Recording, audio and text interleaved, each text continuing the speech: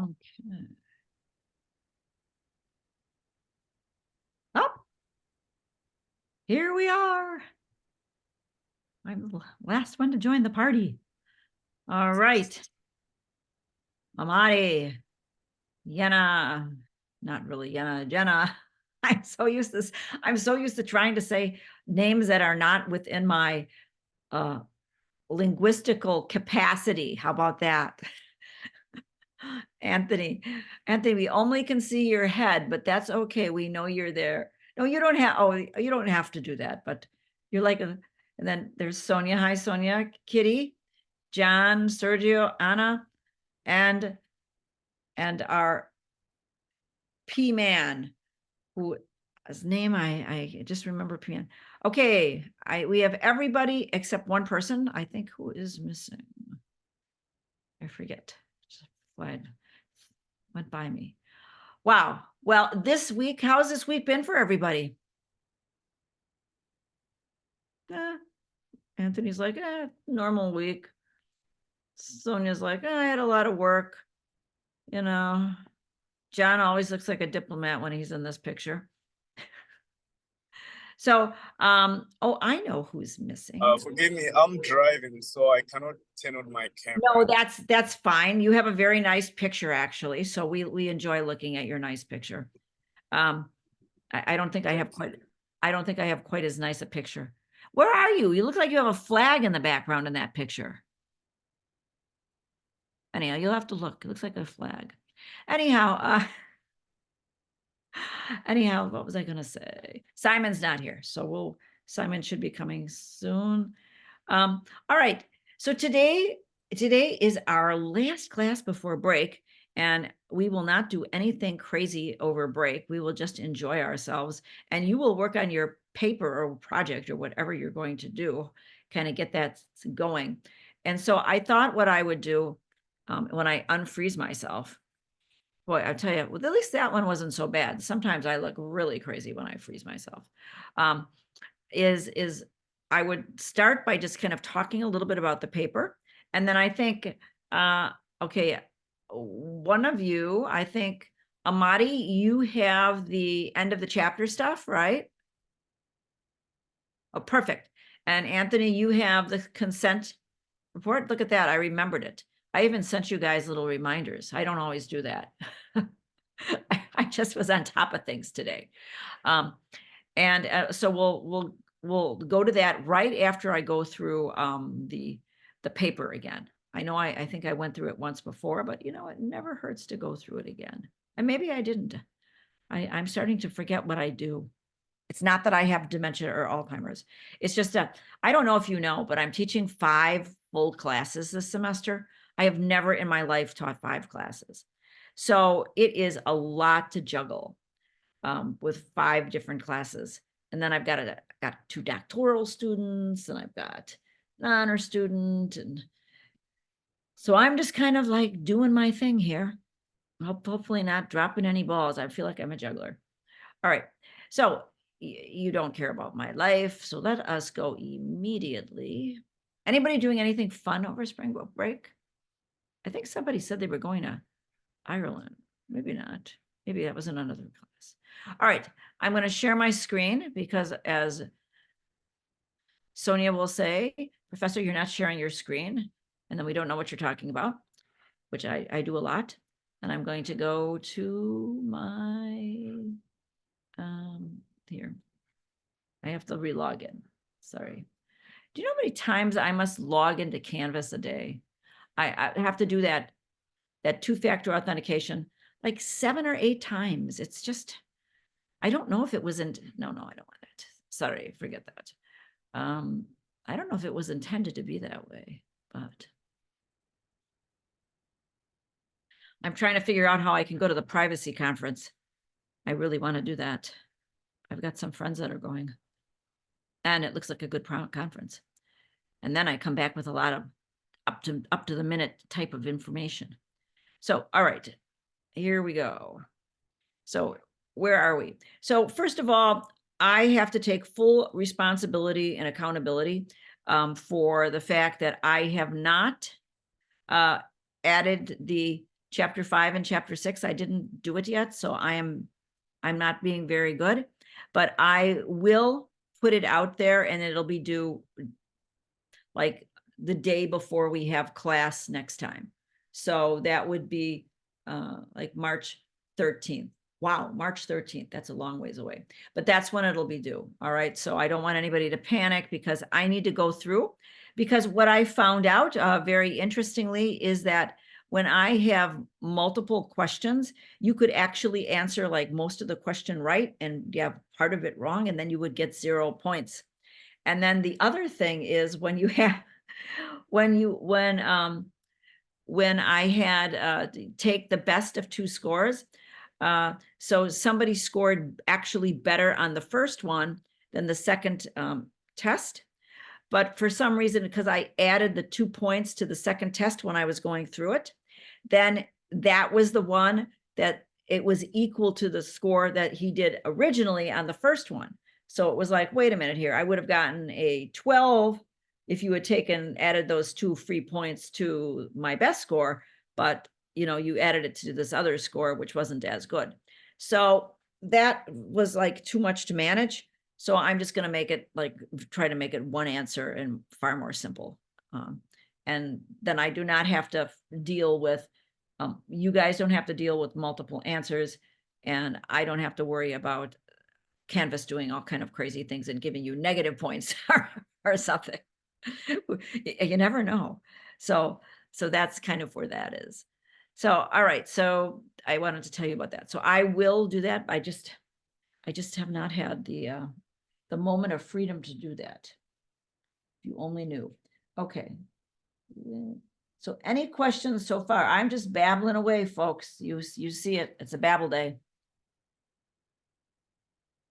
But I do have knowledge. I'm babbling with knowledge, Amadi. I am, I promise. All right. He laughs at me. We're going to have a hell of a time in Korea. You can already tell. So anything, let's go to the assignment. So here is our final paper presentation case.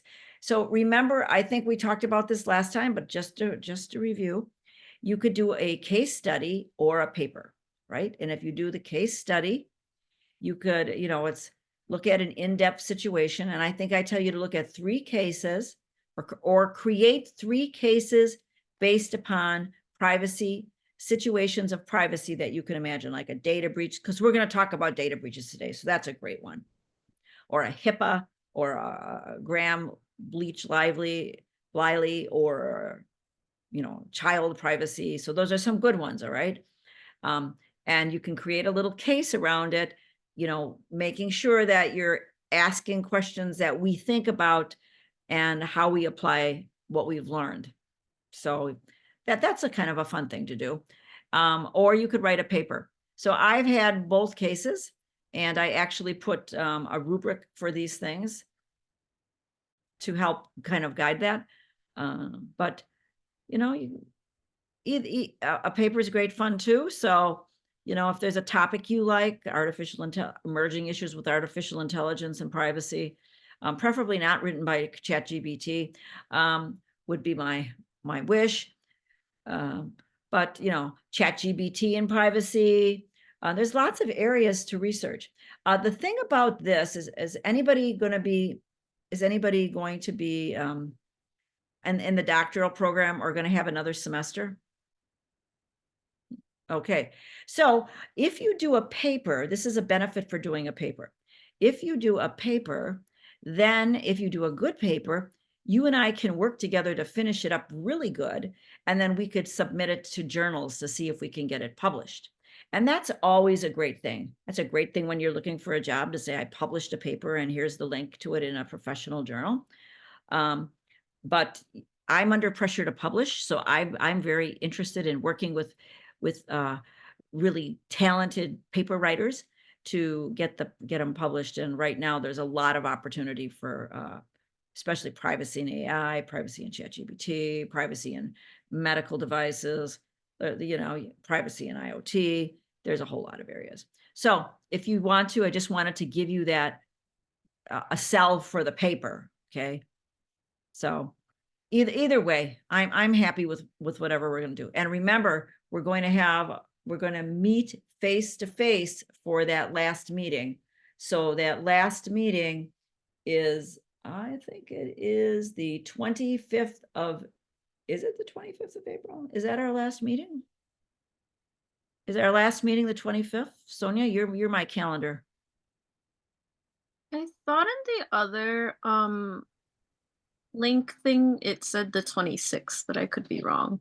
Yeah, but do we want to meet on the 26th? Because that looks like that's a Friday. I mean, I don't care. Meet at a, we need to decide what day we want to meet, that we'll get together. If we meet on the 25th is our class day, so that's why I kind of thought that day. But Yeah, that'll probably be easier for everyone since we already like have that time yeah, slot. that's kind of what I thought. So the 25th, we meet, on campus, we actually see each other, we do our papers together. I'll bring some food and, we'll have a kind of party. You could bring some food too, if anybody could bring food. So, anyhow, that turns out usually to be that's a fun experience for me. If for nobody else, I love it. How about that? So, kind of put that onto your calendars, okay? That date that we'll meet, and I'll tell you where as soon as I figure out where. All right. Any questions about that final paper, or case? And all I want you to do is, there is a place, I think, within this assignment. Let me look here. I have this paper topic overview that's due March 20th. And all it is you're just telling me what you're doing. Okay. It's not big, shouldn't be very long. It shouldn't be more than 1 or 2 paragraphs. If you're doing cases, these are the 3 things I'm going to do a case on. If you're doing a paper, this is the topic. What do I tend to discover? Why did I choose this topic? And where will you find your data? Where are you going to find your information? If it's a paper, you're going to look at journals and contemporary articles. If it's a case study, you're going to look at, material you learned in class, maybe look at IAPP, maybe look at a couple of law journals. So anyhow, so I just wanted to bring that to attention. Do we need to wait for like approval when we turn that in to start the paper, or can we just start the paper after turning that in? Well, it would be best for you to, for me to tell you it's okay, so you don't waste a lot of time. So if you turn it in, send me an email, okay? And then I'll look at it. Now, I will tell you a bad thing about me and emails. All right, so there are 2 types of emails you can get. You can get you can send your email out of Canvas, and you can send your email out of Outlook.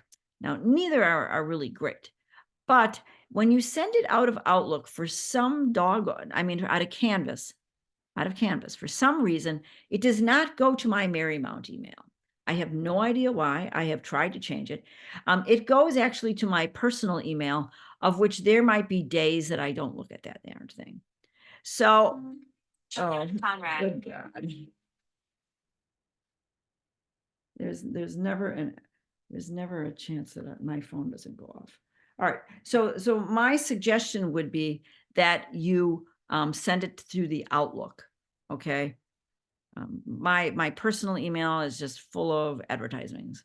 So, all I do is click that X at the bottom and at the top, and then I kind of scroll through, but it's like pages of them every day. And if I haven't looked at them for a couple days, yikes. So you don't want to be stuck in that. Better to be stuck in the Outlook, it's smaller. All right. Other great questions. Okay. All right. Oh, sorry. No. I had one question for when we meet in person. Are we still aiming for the 6 o'clock time also? Well, is that going to be a problem for you? Oh, I'm just double checking so I know when to leave Yeah. work. I mean, if everybody can leave so we could be there at 6, that would be great. Because it might be, because we have 9 or 10 people in the class.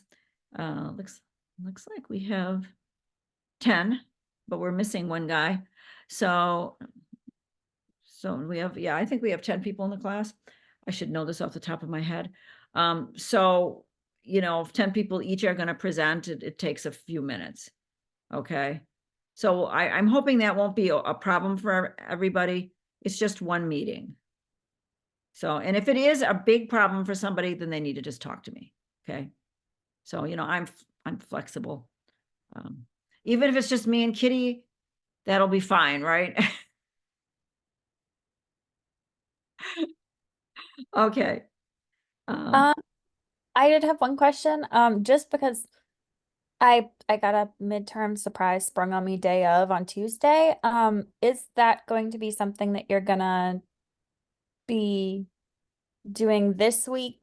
Is that something that might happen after spring break? Is it just gonna be? That's a great question. So my midterm thing, so you should know me by now that I'm really all about you guys learning stuff, and I'm not about this stupid check the box stuff. So I'm giving everybody in the midterm an A here in the class. And if you run into problems with anything, you know, that you can't handle, just communicate with me. That's all you have to do. I mean, I see, you know, I'm getting to know each of you pretty well at this point. Well, not really well, pretty well, but I'm getting to know you as students, like if you were in my class, because you are in my class. So, so yeah, don't worry. I'm not doing anything crazy that you have to hand something in like tomorrow by 2 so I can give you midterm grades. I don't work that way. So I some of my other colleagues, I guess, do, but it's just not my thing. Yeah, I Um, got email it like between 10 a.m. and noon on Tuesday that we had a final, or we had a midterm that night that was closed book and timed. no, I don't work that way. So first of all, this is my opinion about closed book stuff and timed. Everybody timed. People work at their own pace. And I wish I could put everybody into a box and say, this is, I mean, if I have a project and it has to be done, then you got to figure out how you do it within the time you're going to do it. But I give you enough time. Okay. But I used to be really crazy about having you be closed book and that stuff a long time ago. But I realized that the world has changed. And unless there is some major thing that happens with power that we're unable to access the internet and all of the information out there, it seems there's some basic things you must store in your head, but there's a whole lot of stuff that you should just look elsewhere for. And most of the stuff we learn are things you just look elsewhere. Like, who would want to learn what are the dates for each of the states for data breaches? That would be stupid. But there are some people who would want you to memorize that. That's dumb. That's not my thing. Okay. So no, so you all are getting A's, and makes it easy for you, makes it easy for me. You're a wonderful class, so I have no complaints. All right. And remember, I work for you. All right. So any other great questions? No. All right. So do we want to start then? Anthony, do you want to start and do your consent notification? I'm ready when everybody else is. Okay, then I'm gonna kind of make you small. I'm gonna make sure you can share the screen.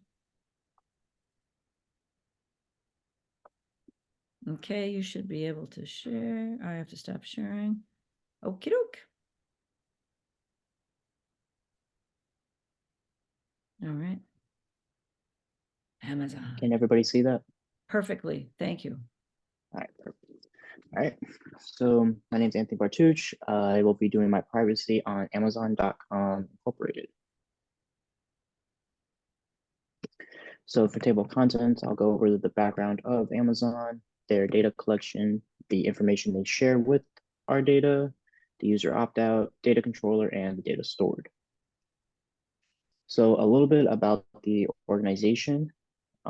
Actually, on July 16th, 1995, Amazon became an online bookseller.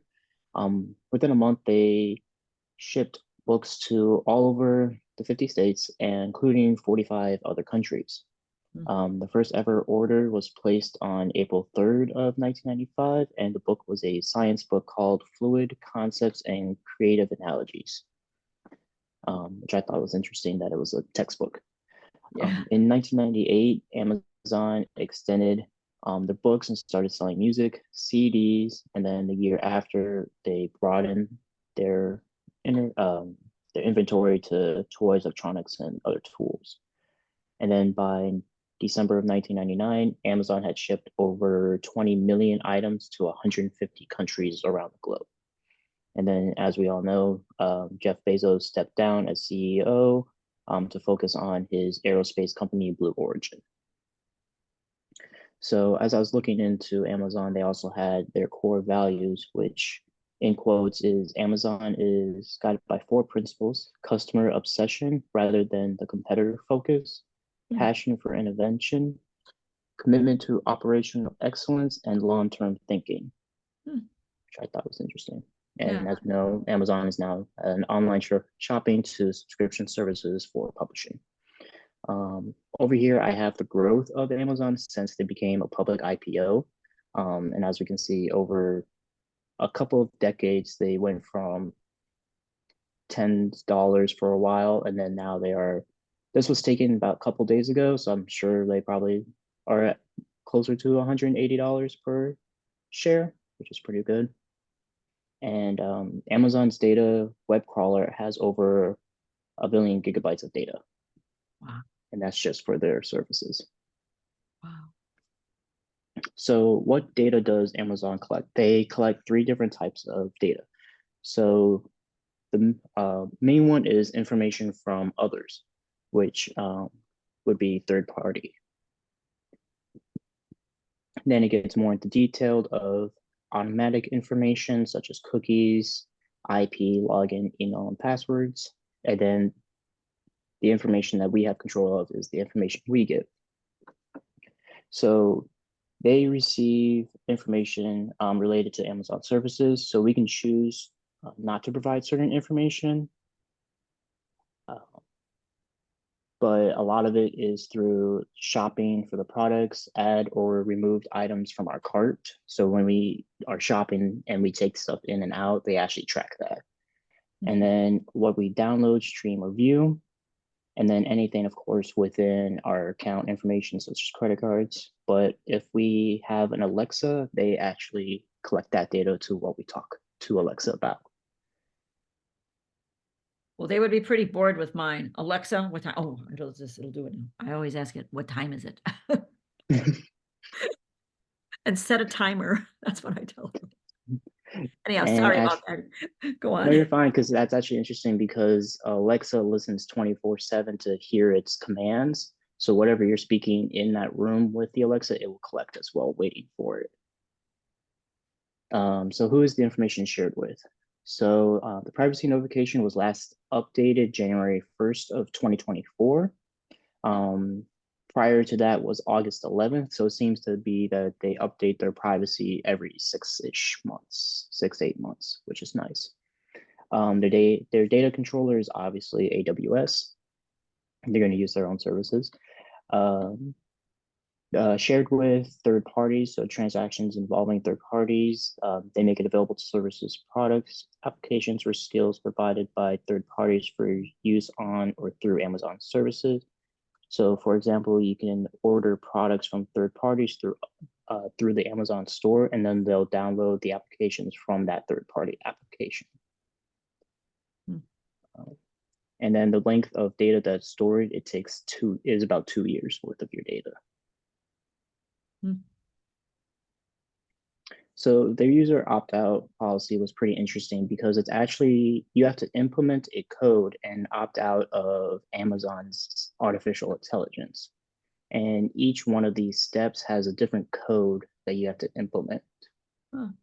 Because they also go through Security Lake, which I haven't heard of that company. So I'm not sure entirely who they are. But they, oops.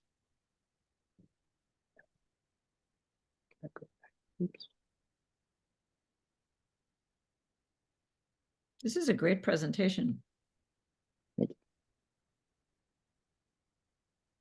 But they also follow the California opt-out policy. So for us as shoppers, there's an easy way to delete any information. You can actually, these are the steps. You just go to your account, click on seller communication preferences, click do not share my personal information, and then you commit submit, and then that will delete any data from being collected from you. So finally is some of the data controller. It's actually under the GDPR, and AWS acts as both a data processor and the data controller. So they have two functions. They're actually also under the European Union's GDPR, so they collaborate them. And then some of their values, more specifically, is Article 32 of it, implement appropriate technological and organizational measures. And their growth is they're trying to create new features on a regular daily basis. So now they have over 500 features that surface, their services focus on security and compliance. Wow. For my conclusion, these are just some of the concerns and also information that I thought was interesting. If you actually want your data to be completely deleted and you don't want to use Amazon, so you delete your account, it will actually still be there for 2 years of inactivity, and then it will delete any information. Yeah. Wow. My references. Oh, really great. Very good. So when you think about Amazon, what was most surprising to you? Just on some of their data, they say might a lot. Mm-hmm. So I'm not. It says they might collect some sort of data, but they're not entirely sure, or not like entirely sure, but they may do this, may they not do this. It's very gray area for them. They're not committing to too much. Yeah. Okay, great. Well, that's very interesting. I thought the 4 code thing was really unique as well. How for each of the specific types of data you want to delete, you needed you had to create some kind of specific code to be able to go to unlock it or to lock it. Is that what it was?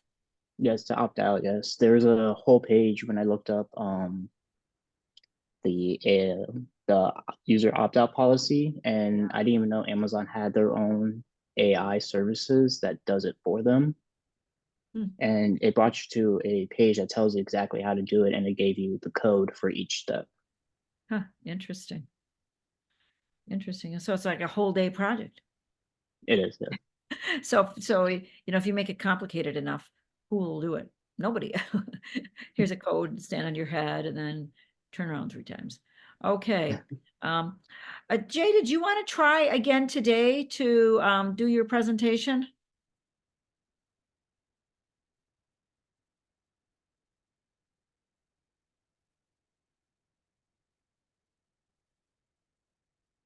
Okay. All right. Well, Jay, if you get it a chance that you can talk, then just let me know. Okay, just interrupt. All right. Okay, very good. So today what we're going to talk about is data. Oh, here. I think she's coming back. Jay? No. Okay. So today what we're going to talk about is data breaches. So what's a data breach, first of all? Okay. What is a data breach? Who knows what a data breach is?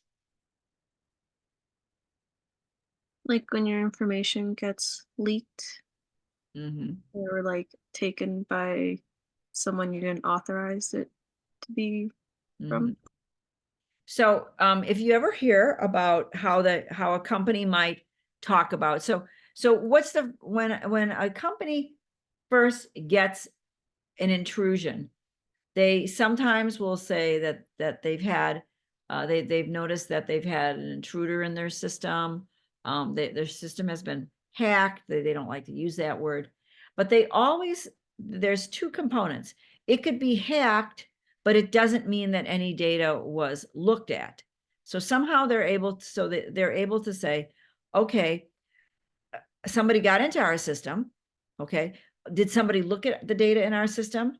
And then did somebody take the data from our system? So those are three different events that go with an exploit, right? A data exploit within an organization. So when you're the CISO and your network guy or gal comes to you and they say, we've uncovered that there's somebody in the network. So there's something that shouldn't be in the network.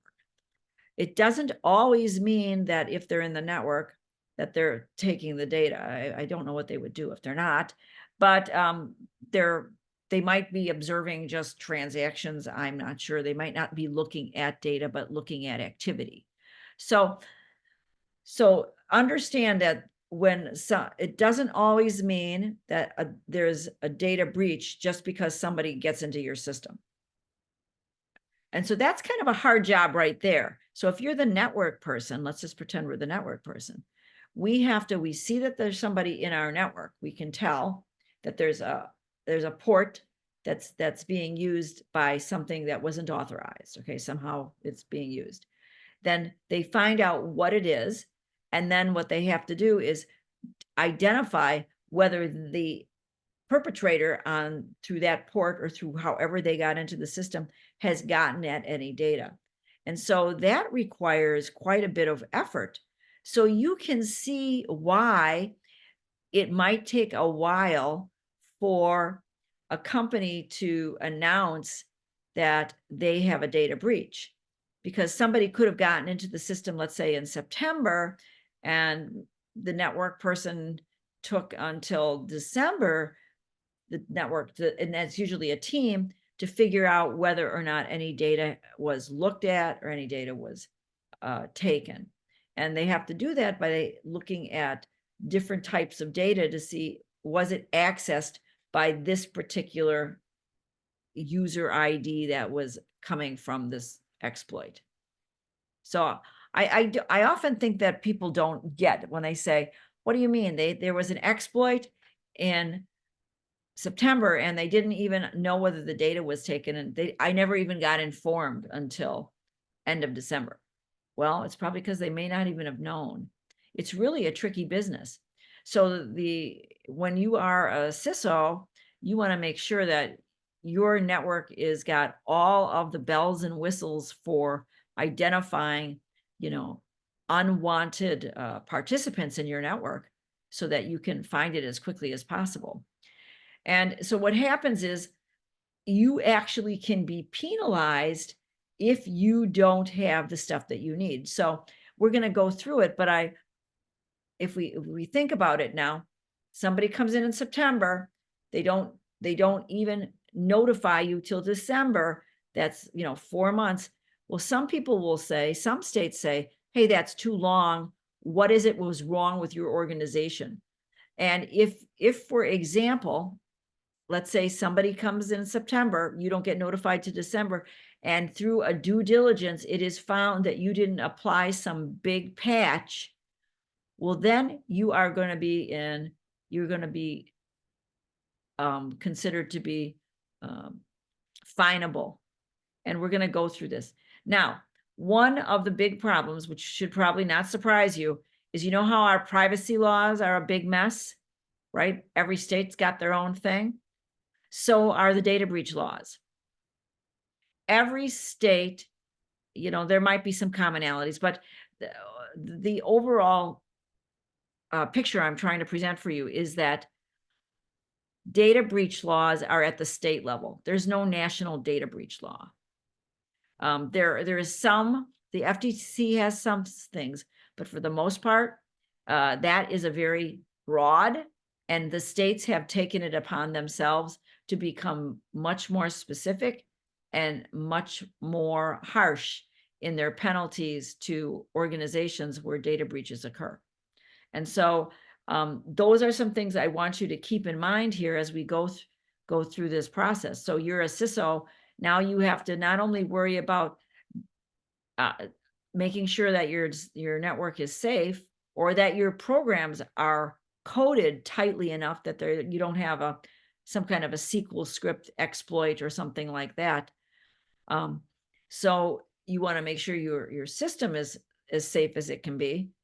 And then you have to worry about being able to detect if something isn't right. And then you have to be able to know what are the laws for all these states if data was taken or if data was looked at. And different states have different laws for being looked at and being taken. So let's start to look at that a little bit, okay? And I have a few fun things we'll do. We're gonna, no, stop that. Okay, I'm gonna put you guys down. I guess I go like that. Go, boom. All right. All right, so I'm going to share my screen. There we go. And let me just go back somewhere. I have my stuff.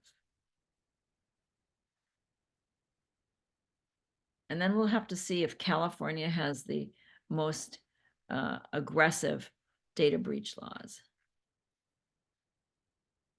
Okay, so let's start with this. Then we're gonna, and this is not a really long, oh, it does say 30 slides, but it's not a real boring presentation. And then we're gonna do a little activity, kind of like we did last week, but different, on a different topic. Okay, so data breach, the learning objectives, if you want that. So states take the lead, like I said before, all 50 states, DC, Guam, have laws. They vary by state, but they share some basic elements. And the basic elements within a data breach is, and remember, a data breach means that the data has been looked at or taken, is the definition of the personal information, a definition of covered entities. So what if it's personal information, you know, breaches really worry about personal information. So what is personal information? And we know that the definition of personal information is different depending upon the state or the entity. The definition of covered entities, who's covered in terms of the companies and the individuals. The definition of a security breach, you know, like I said, that these are the key elements. And then who do you notify? When do you notify them? What do you include in that notification? How do you notify them? Like, can you email them? Do you have to send them a letter? Can you just put a broadcast on a website? Can you just put it on the TV? Can the media be the source of notification? What are some exceptions and what are the penalties and right of action? And remember, rights of action mean individuals' ability to sue, okay? So these are the 9 elements that all states consider when looking at data breach laws. I bet you never thought about this in this way before. Okay, so the definition of personal information, you know, we know that it changes a bit as we've talked about, but it's usually the name, whether it's one more name, a social security number, driver's license number, a passport number, account numbers, credit card numbers, financial stuff, anything that would uniquely identify your military ID number. If you're in the military, that would be considered personal information. And it's discrete personal information. It's not looking for combinations of data at this point. So here's some other PII. So Illinois, for example,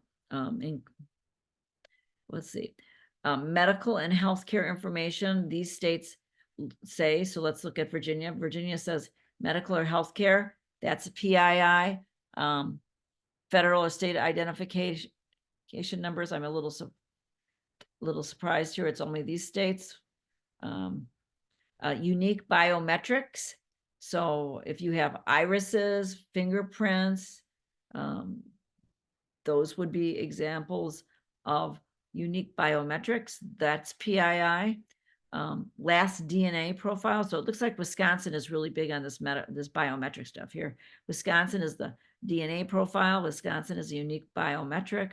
Wisconsin is a state identifier, but they're not a medical. That's really odd. All right. Tax information and work-related evaluations. Puerto Rico. Mother's maiden name, employee number, and digital signature, North Dakota. And let's see. So this is kind of, list both computerized records and written materials, though most states apply only to computerized data. So these things are really the key PII that if one of those things is you have an organization and it is a national organization with people all over the country, well, then you have to worry if any of this information, if you've collected it and if any of it has been breached. So you can understand from the privacy person's perspective, we say, hey, let's collect as little as possible. Because if there's a data breach, if we don't need, for example, to hold on to somebody's biometric information, we don't need their iris scan because we're not using it for security, then let's not hold on to it because it's just one more piece of data that can get us in trouble if we get breached. Okay, so what is a covered entity? It's any person who conducts business in the state and who is in the ordinary course of such person's business, owns, licenses, or maintains computerized data that includes personal. So a covered entity, Marymount would be a covered entity. The federal government is a covered entity. If you work for Giant Food Store, Giant is a covered entity. So those are the entities that breach laws apply to. Any questions so far? Okay. I can't believe I'm doing too good of a job. Okay, so what is the definition of a security breach? And this is kind of what we were talking about before. So as you look at it, they're all different. So for example, California says a breach of the security of a system occurs when there is unauthorized acquisition of personal information that compromises the confidentiality, security, or integrity of the information. So that is a very broad definition, an unauthorized acquisition of the person's information. So it doesn't say that they've taken it. It doesn't distinguish between lifting it. They just say acquisition. So acquisition could mean we would have to look at their statute. It could mean that they just looked at it. It could mean that they actually downloaded it. So I don't know. The Florida law requires that the compromised material information be material. So we would have to really look to see what does the word material mean. I would think that PII information would be considered material, but without knowing how Florida has defined the word material, I can't really answer this. Kansas and South Carolina define breach to be an event that causes identity theft or other material harm. So they're very specific here. They say that it causes identity theft. So does that mean that somebody has to have said that they had identity theft, that it causes identity theft? Just because somebody has the information, that doesn't mean that they're going to actually create a situation or do identity theft. So this one troubles me a lot. Causes or is likely to cause identity theft, or does it mean that is it a breach to an event that the information could cause, but I didn't see the word could, or other material harm. Okay. Most states, including Connecticut, provide a risk of harm threshold, meaning that there has to be a certain number of people that have been impacted. Tennessee law states that unauthorized person extends to an employee of the information holder who obtained the information and used it unlawfully. So they're saying an unauthorized person doesn't have to be somebody foreign to the company, but it can be even an employee who uses information, unauthorized use of information. All right. And then Massachusetts states that consumers shall receive notice provisions in the event of a breach of security, including the right to obtain police reports, steps for requesting a security freeze, and various mitigation services. So, and they actually want to have, you know, an understanding from the police report as to what was what happened, and they can request a security free, you know, a freeze of their security, their credit freeze probably, and other mitigation. So that, if you're in Massachusetts, if you have a Massachusetts person, you have to provide different information to those consumers than you do to maybe a Florida person.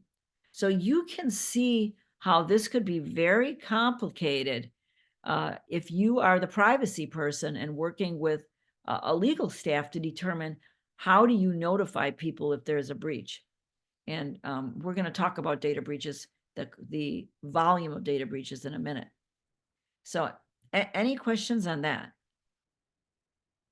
Okay. So state breach notification laws. So what is a definition of a security breach? This one is just really unauthorized access or acquisition of files. The definition of the here within, this is really about the definition of a security breach, and the Connecticut law says a security breach is unauthorized access or acquisition of electronic files, media, databases, computerized data containing PI, personal information, when access to the PI has not been secured by encryption. So this is an important point here. When it has not been secured by encryption or by any method of technology that renders the PI unreadable. So if there's a data breach and you have your data, your PI stuff encrypted, they're not going to be as angry with you. Okay, they're going to say, you know, your data was encrypted, and you've taken, what they're really trying to say is you have taken every step to try to protect the data in case somebody accesses the data who isn't supposed to. Now, it doesn't actually go into, did it use a primary key? Did it use a public key? Was it hashed? It doesn't go into that level of encryption detail. So we know that there are, you know, a single key encryption is not too secure, but it doesn't get into that here. Probably because they didn't know enough to say that. Okay, so who do we have to notify? Whom to notify? All states require third-party notification. So any third-party notification would be if they give their data to government, they would have to tell governments, or any third parties that might also be maybe connected to the system. So all states regarding data breach require third-party notification. Primary recipients are those residents at risk. That would be like you and me, the consumer, because their information has been exposed. And the number of days and people affected exemplify key differences among states. So if some of them say you have to notify within 60 days, some of them say you have to notify people within 30 days.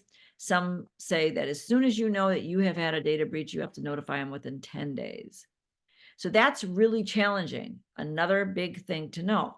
If you don't have this stuff kind of organized and you don't work with your team to be able to quickly access addresses or any kind of communication way, however you're going to communicate with your people who have been compromised, that's a problem.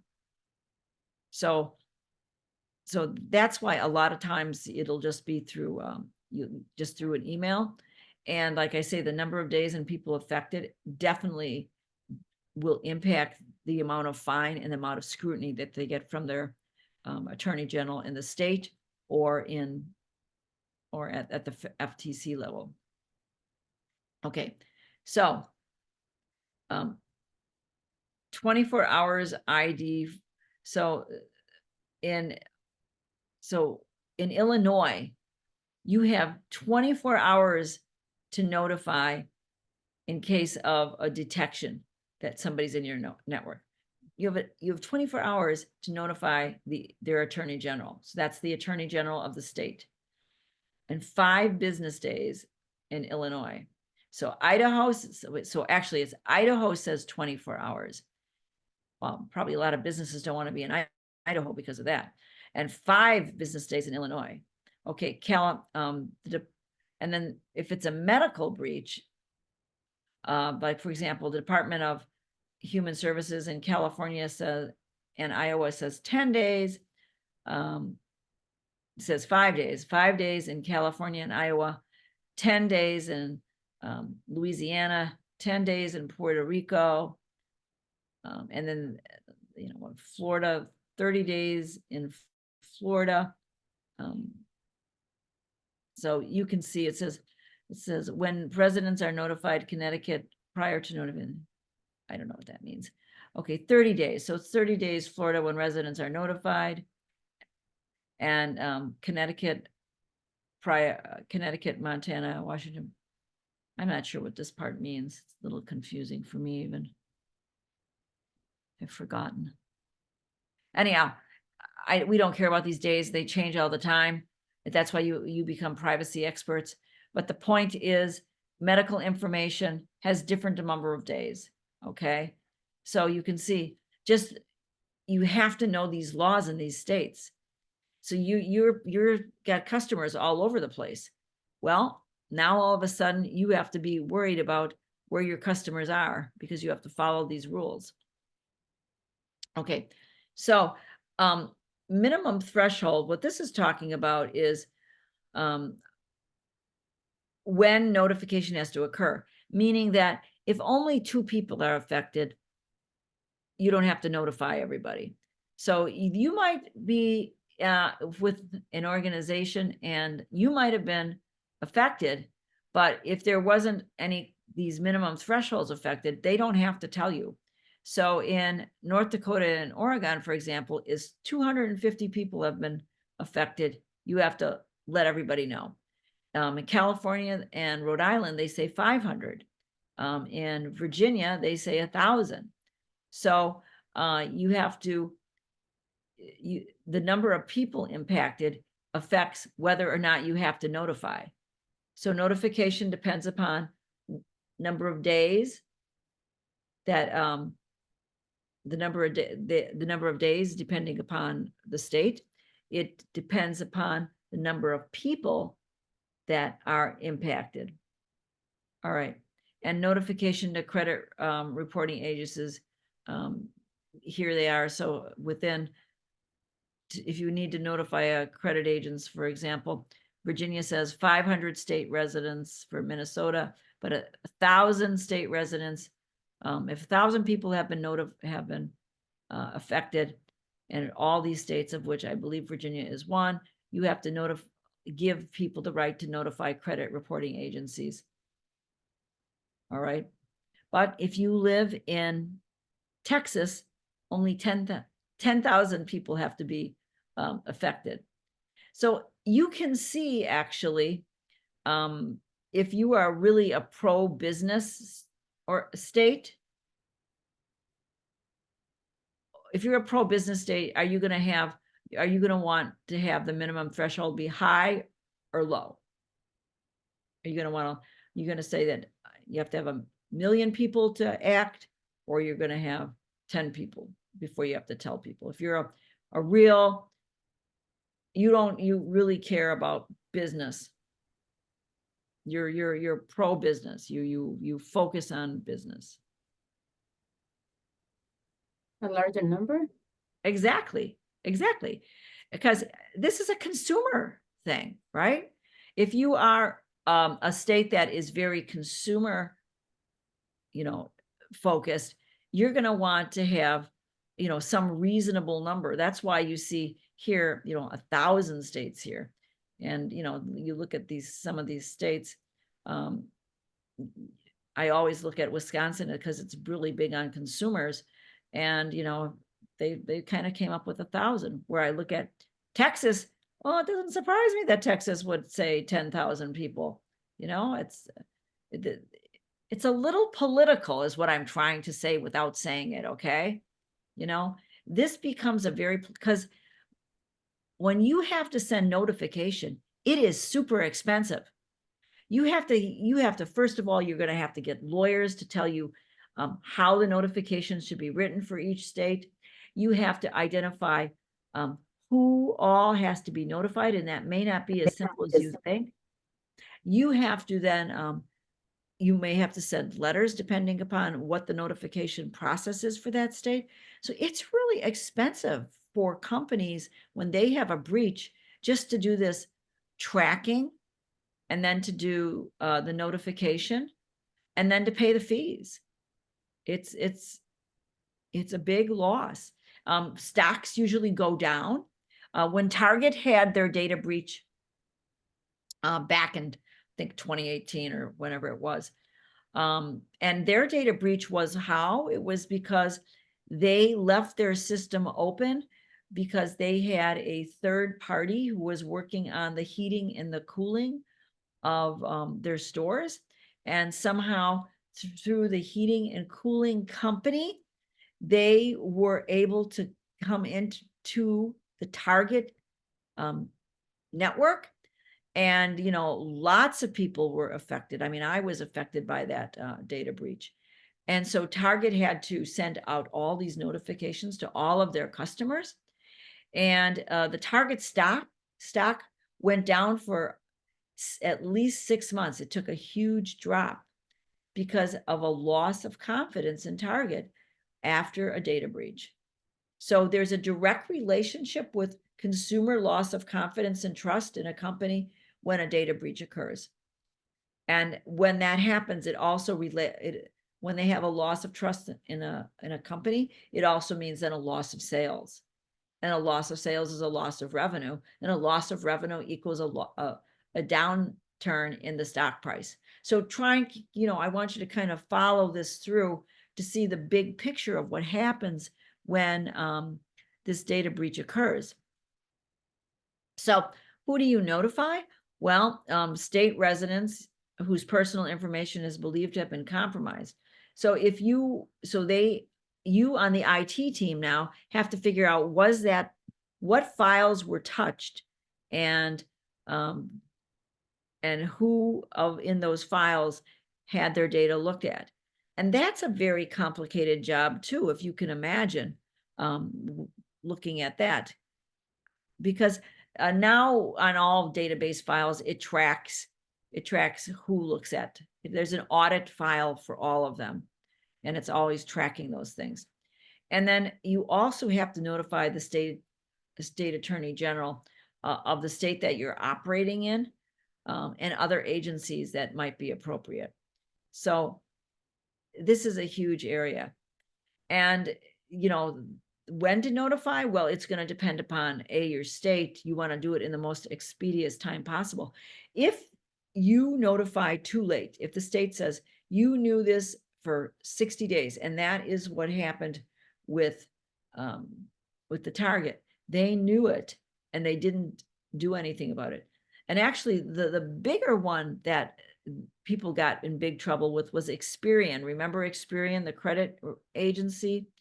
They were hacked, and they knew they were hacked, and they didn't announce it for months because they were not sure.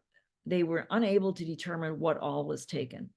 Now they needed help, but they didn't want to get help because if they got help, then they would, if you bring in a consultant to help you, the consultant's going to say, I got to follow the law. We need to let the attorney general know. Because if you don't follow the law, you're in as deep trouble as they are. So they tried to do it themselves. They didn't really have the talent to do it. And lo and behold, when it finally was released, it was months. It was absolutely months.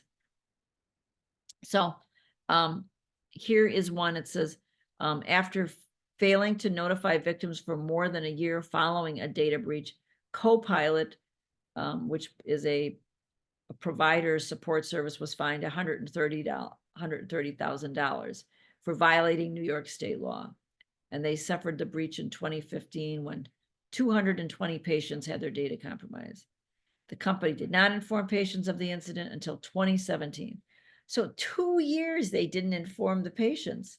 Okay, so I feel they got like a slap on the wrist, $130,000. That's like nothing. New York state law tells companies to notify as soon as possible as it's part of the settlement. Copilot must revise its policies to ensure compliance. So, you know, they got away easy. It was 2018. I am sure if it happened now, they would get a big fine, much bigger.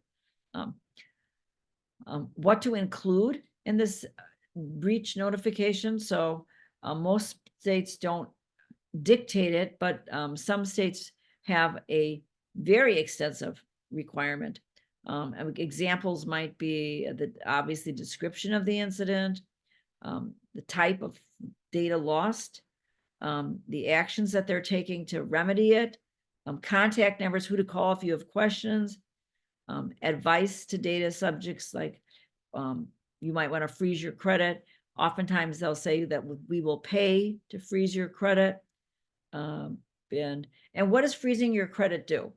What does that mean when you freeze your credit? Let's just talk about that for a minute. It stops inquiries on your credit score. Right. So if you want to open another credit card on Anthony freezes his credit, and I want to open credit on Anthony's credit card. I can't, even though I have all his information, right? So I've got all this information because I got it from this data breach. I know everything about Anthony. I know his mother's maiden name. I know everything. I know his dog's name. I know everything. And I try to do it, but Anthony froze his credit. So when somebody makes an inquiry and Anthony has frozen his credit, Anthony gets a note and says, somebody's trying to access your credit.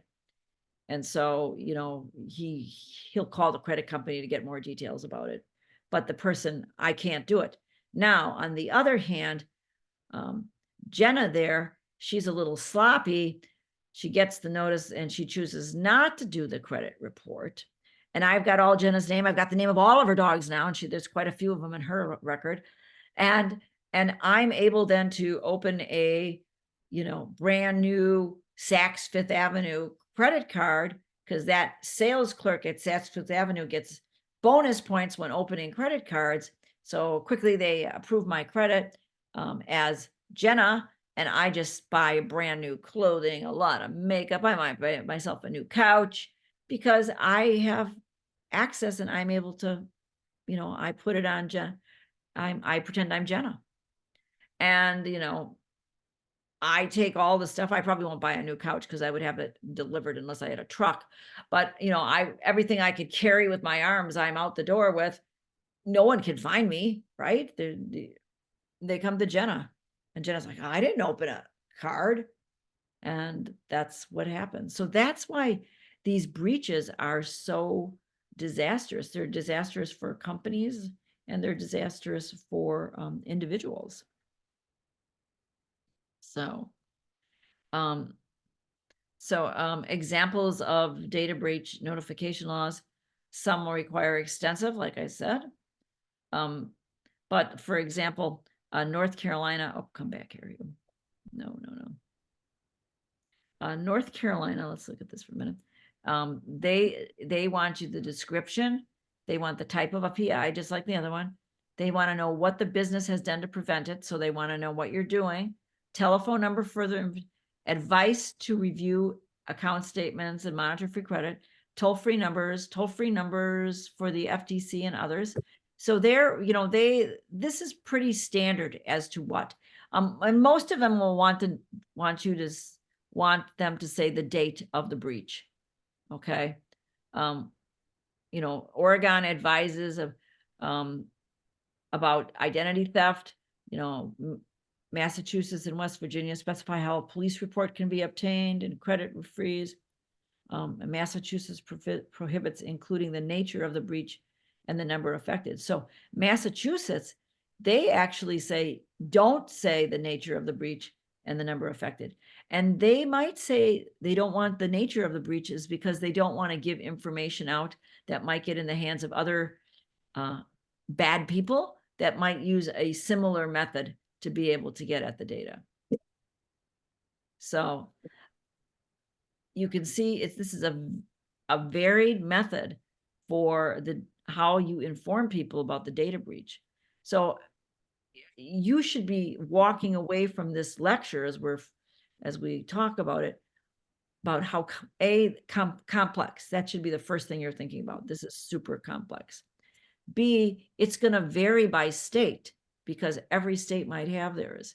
C, you have to really determine who was affected, how many people, what data, was it taken, and how did the people get in, and what are you doing to stop it? Those are really important. All these things start to fall within the realms of the privacy officer. So you can see how the privacy officer, they consider you a pain in the ass up until they have a data breach. And all of a sudden the IT people have a data breach and they're like, I don't know what to do. I don't know what to do. Because even though they practice for a backup and restore, if they have to do something like that, you're not practicing sending out notifications on a data breach, So that's where the privacy officer is very important. So how do you notify them? You could do a written notice. You could do a telephone call, an email. You can do a conspicuous posting, meaning you put it on a place where people could see. Maybe you put it on your website. I don't know. But you could also use statewide media. So if you told Channel 7 that your company had a data breach and this is what happened, and they broadcast that, that would be one way that you could notify people, and it would be acceptable to publicize a data breach. Okay. Some exceptions to the data breach laws are if there is a data breach that affects medical, and we already did see that a bit, or affects anything within the financial, the Gramm-Leach-Bliley Act, they have their own types of requirements, and we will be looking at those more in future weeks. Breach, you have to look to see if there's breach notifications already in place. And then what they're calling for is safe harbor is something where you can say, mea culpa, I'm sorry, but I've taken all the necessary things to protect PII. I encrypt it, I redact it, I make it unreadable or usable. If you are doing this for your PII, then you don't have to send out. Because if it's not readable, it's not usable. That's the theory. So if companies are being exploited, but their PII is in a file that is not readable, okay, or what they think they took is not readable, then you do not have to do anything. But once again, you have to look at your state breach notification laws to make sure. But for most states at this point, and that just makes sense. Okay, so there are penalties. There's financial penalties that the government assesses, and then there are civil penalties that can be assessed to individuals. So some states have penalties like the AG has authority to bring action to obtain actual damages for a willful violation, may seek a civil penalty not to exceed 150 per breach of the security of the system or series of breaches.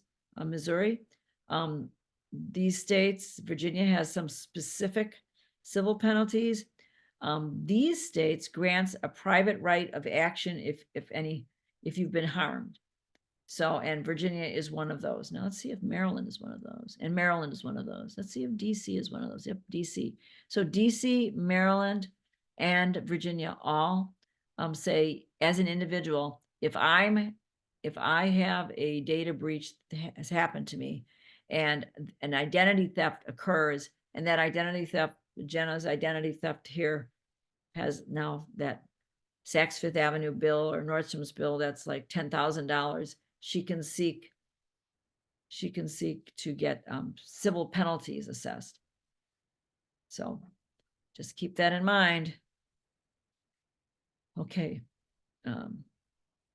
Okay, so state breach notification laws, the penalties, the state attorney general is responsible for it. And we are already, did I go too fast? No? Yes? No, I hope, did I go too fast? No. Okay, Anthony says no, don't worry about it. Okay, thank you. So here's our first little review question. We're already here. In the event of a data breach, Connecticut's data breach law defines personal information as the first name, initial, or the last name in combination with one or more of the following. Well, I don't know how you would know this. Did we say this in Connecticut? Let's see, what did it say for Connecticut? Way up here.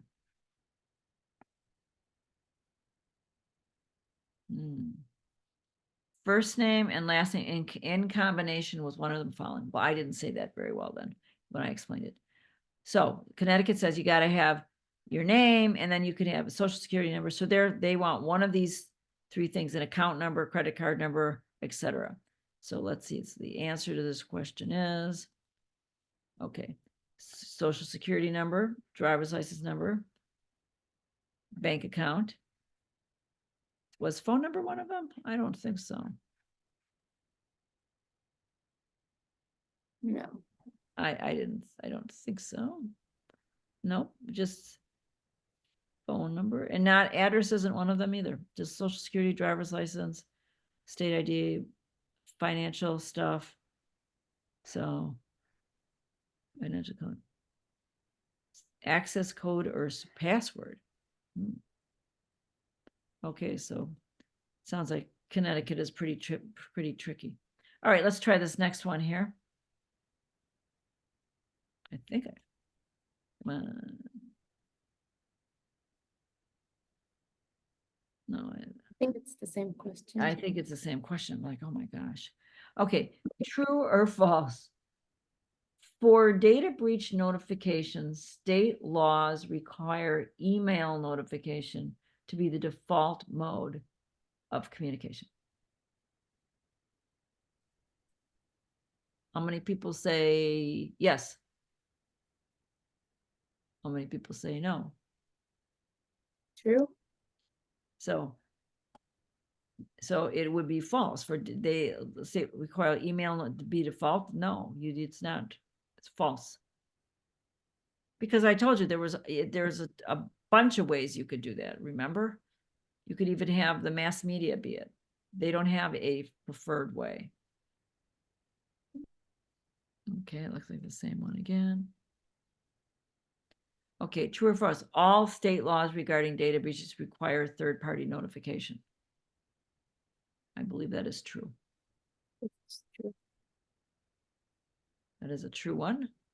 And then, I don't know why I have. Oh, I see what it is. Here's the answer, true. That's why there's two. See, false. Okay. A, B, and E. Okay, I'm with it. All right. Here we go.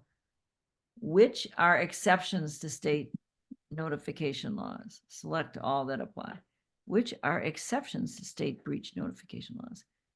Entities subject to other more stringent data breach notification laws? Entities that already follow breach notification procedures that are compatible with state laws? Entities enrolled in self-certification programs that meet industry security standards. Okay, so it's not going to be C. Which are exceptions to state breach notification? Entities that follow breach notification procedures that are compatible.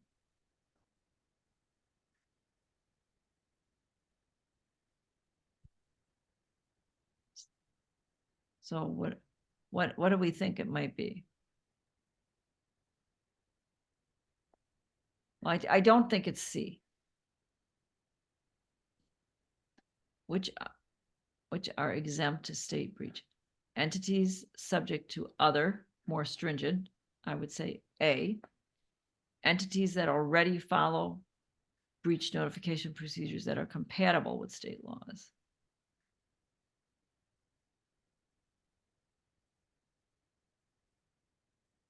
I'm gonna go with A and B in absence of anybody. Anybody else have a different opinion? Watch it be C. A and B, we are these two, which makes the most sense. Okay. All right.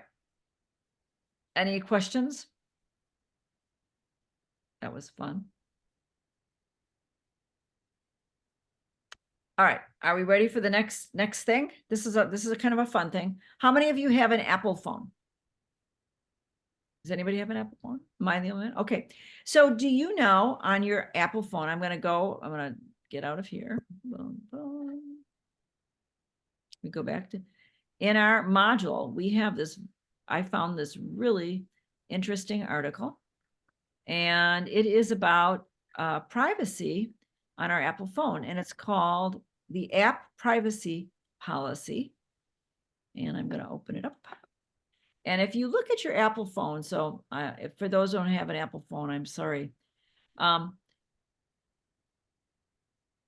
You can create a privacy generator, but this is not what I want. Privacy laws and mobile apps. Do I need a privacy?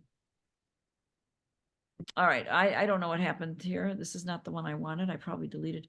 If you go to your settings though, if you have an Apple Watch, go to your settings, boom. And, oh, where are my settings here? Boom. And if you go to settings, go to privacy. So privacy is right there. It's privacy and security. And then I want you to go down, really down, scroll quite a bit. There'll be something called analytics and improvements, Apple advertising. And then there's this thing called the App Privacy Report. And the App Privacy Report is something that records anytime an app records any kind of data and access app and website networks and stuff to your data here. So if you could learn more, it says the app is designed to give you a more complete picture of how the apps you use treat your data. It shows you how often apps use the permissions you've granted to access certain kinds of data and device. The report also includes a breakdown of each app's network's activities and the most frequently contacted domains. This allows you to see whether an app may be sharing your data with other parties based upon the domain an app is contacting. So, so what I thought was interesting, if you have an Apple phone, would be that you would look. So when I look at my report, you can't see mine. I look at the different apps that I have. I have my camera, the ones that come up on my phone are my phone, mail, calendar, messages, and camera. Those are the data sensor access points, I guess.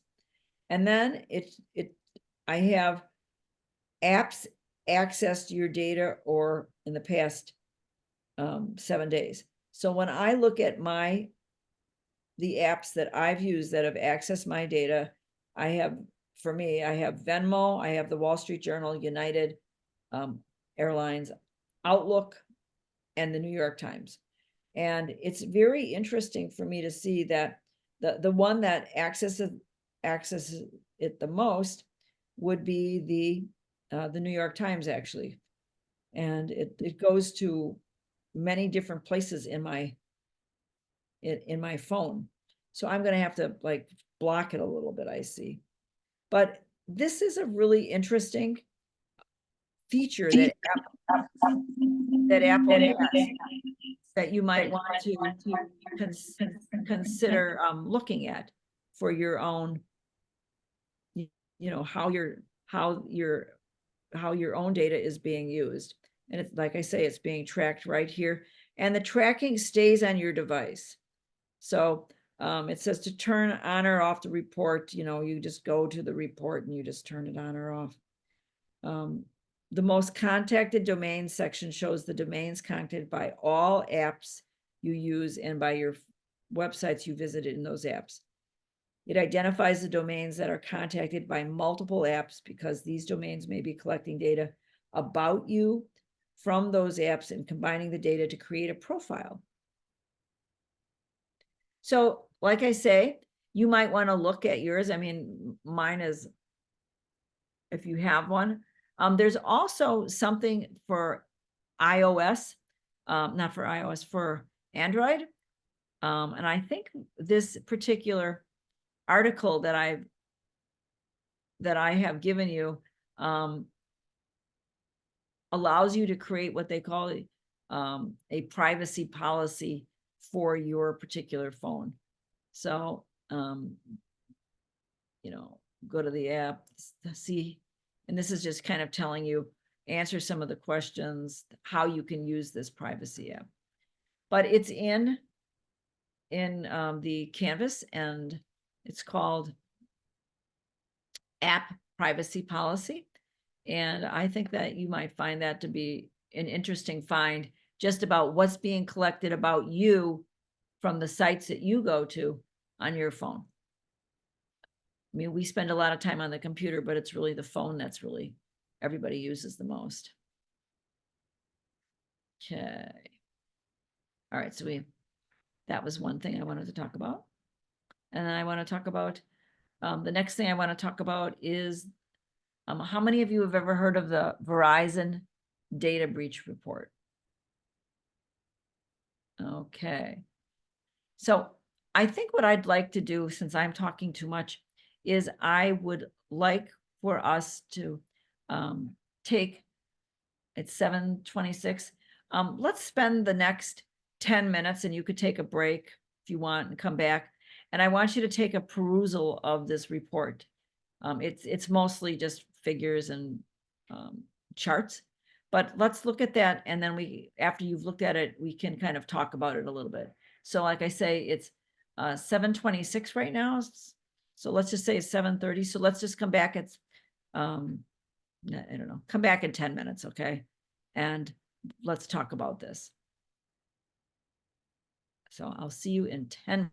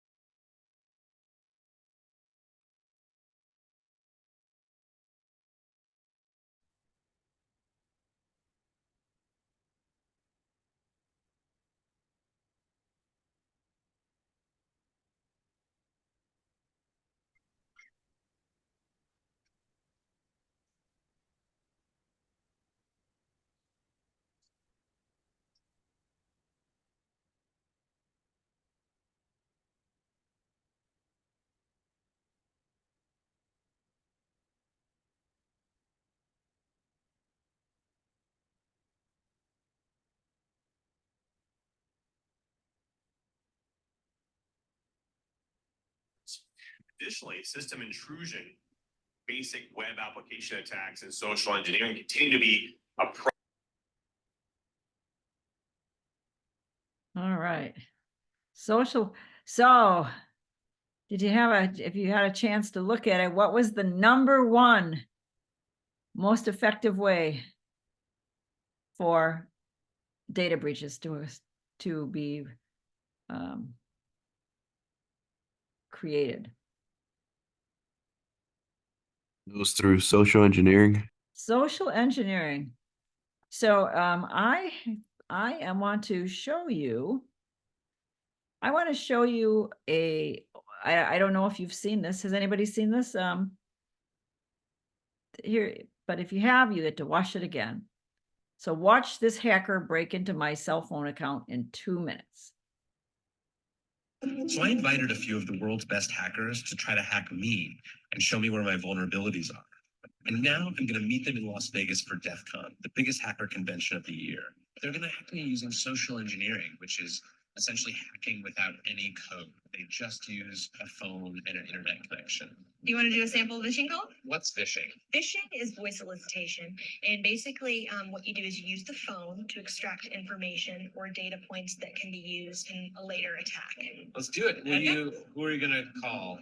Maybe I'll call your cell phone provider and see if I can get them to give me your email address.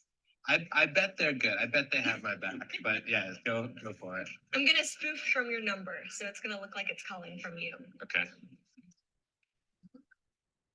Hi, I'm so sorry. Can you hear me okay? My baby, I'm sorry. my husband's like, we're about to apply for a loan and we just had a baby and he's like, get this done by today. So I'm so sorry. I can't call you back. I'm trying to log into our account for uses information and I can't remember what email address we used to log the account. The baby's crying and can you help me? Awesome. In just 30 seconds, Gmail.com. Jessica gets access to my personal email address. If I need to add our Uber daughter on our account so she could call in and make changes, how would I need to go about doing that? You would have to send me a secure PIN through a text message. Yeah, well, the thing is, I don't think I'll be able to receive a text message if I'm on the phone. Oh, I'm not on there either? So I thought when we got married, he added me to the account. Jess uses my girlfriend's name and a fake social security number 5127. to set up her own personal access to my account. Wait, I'm sorry. So there's no password on my account right now. Can I set that up? She even gets the support person to change my password. Thank you so much for your help today. So she just basically blocked me out of my own account. I'll get her fed after this. All right. Thank you. Holy shit. So they just gave you access to my entire cell phone account. You're gonna have to go on and change your password now because it's Jess, my name. And all it took was a crying baby and a phone call. Yeah. The reason. All right. So what did you think of that? If I can get it away. All right, let me go back to everybody. Had you ever seen that one before?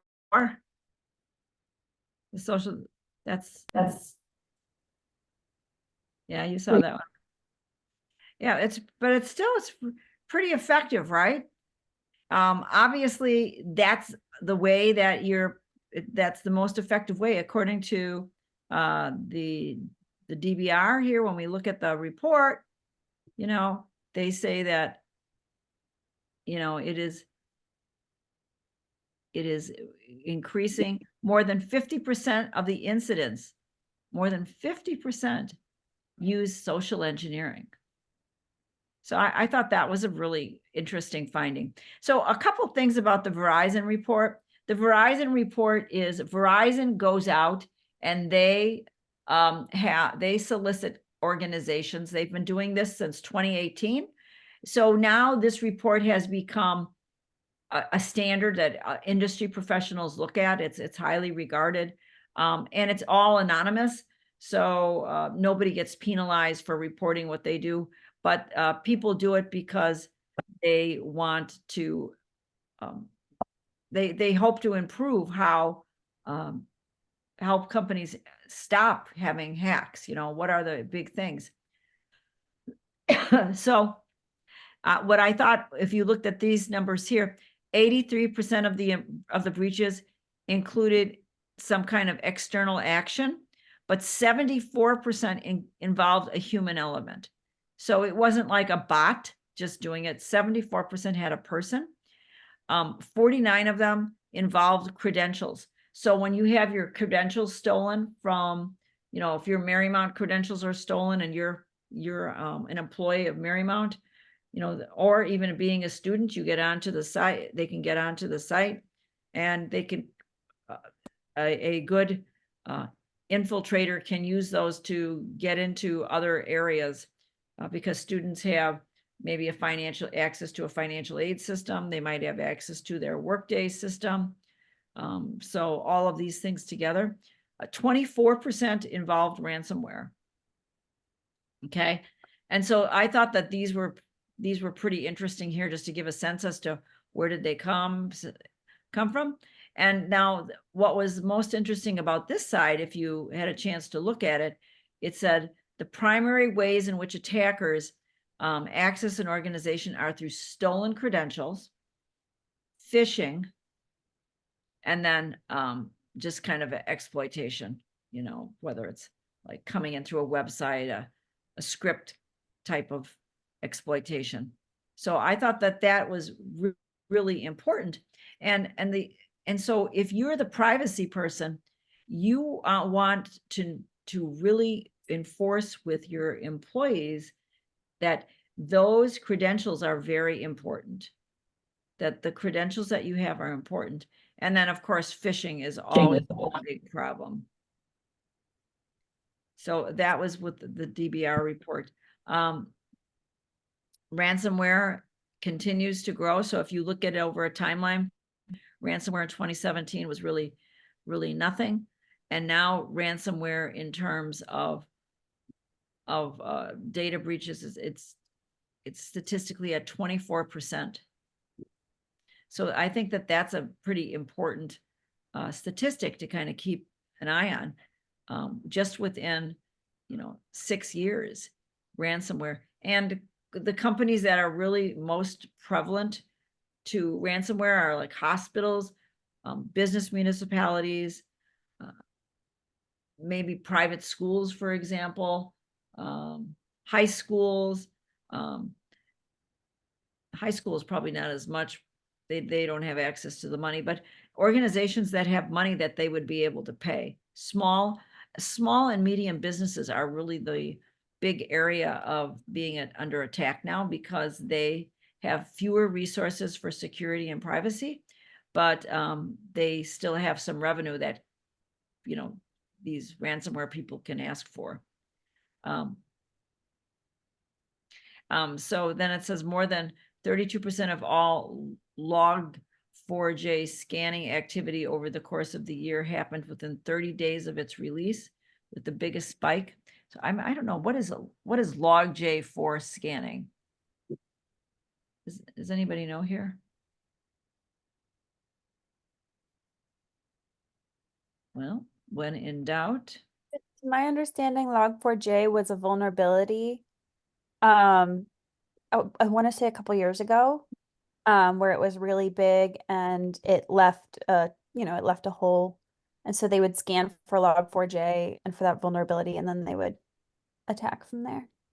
I think you're correct, because this says Log4j vulnerability. What is it and how is it detected?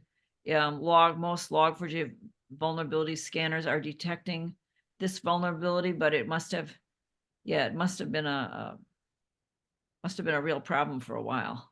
It was, and it was patched on most machines, but they definitely still scan to see, if somebody's still on Vista, and they can ping in because, people don't like doing updates for some reason. Exactly. And it looks like it had to do with Java, native Java. So it was something within the native Java that they would have had to go into their programs and make changes to. So all right. Anyhow, that was one area of interest. I didn't know what that really was. Okay, and what did anybody find any type of what stuck out to anybody? Did anybody look at it besides me?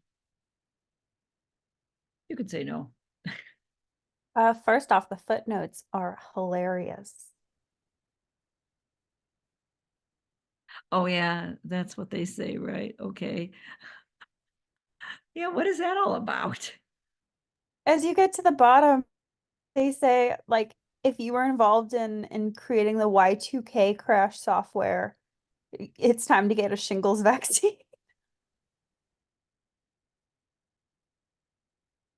You're right. No, Mr. Bond does not represent our average reader. Huge win for the anarchists and other state abolishing. If you ask us, do I have the official report? I mean, do you think they would put this in the official report?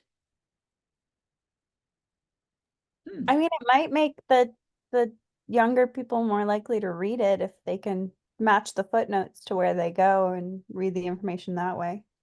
And it's not quite as dry and, you know, just informational. Maybe there was something in the front that I didn't read about because I'm just trying to push information out. Well, obviously there's more to this report than meets the eye. Okay. Threat. So it looks like, what is this? Threat active motives. Well, oh, surprise. Financial is the #1 motive, but then espionage. Espionage, I think, might be on the increase too, because espionage is more tricky to even find. You know, there is a lot of espionage trying to get at how at these algorithms in AI. They really are trying to figure out like what are some of these mathematical formulas. Ideology was one. A grudge. Okay, that's an employee who left who's angry. Threat actor varieties in breaches, organized crime, other end user nation states. So I wonder if they would even tell if there's nation states. This is relevant because we were expecting some increased activity in state-sponsored attack, be it espionage due to ongoing conflict or in Ukraine. I mean, there's tons of espionage going on. Depends upon your industry. Okay. And then action, attempts to intentionally harm or inform without authorization.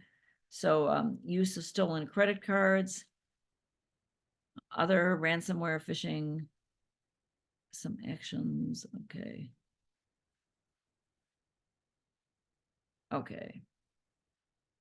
And this must be the types of attacks. So we have a DOS attack 40% of the time, a web application attack 60%.